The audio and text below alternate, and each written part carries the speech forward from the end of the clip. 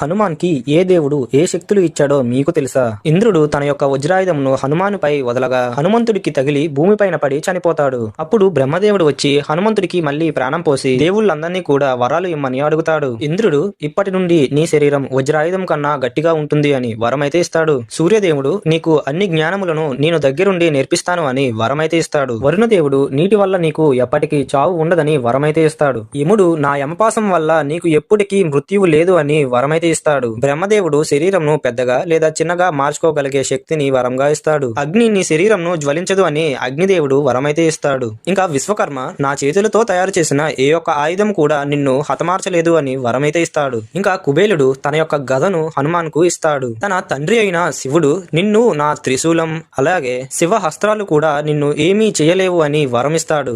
ఈ విషయాలను మీరు మొదటిసారి విన్నట్లయితే వీడియోని లైక్ చేసి ఇలాంటి మరిన్ని వీడియోస్ కోసం మన ఛానల్ ని సబ్స్క్రైబ్ చేసుకోండి.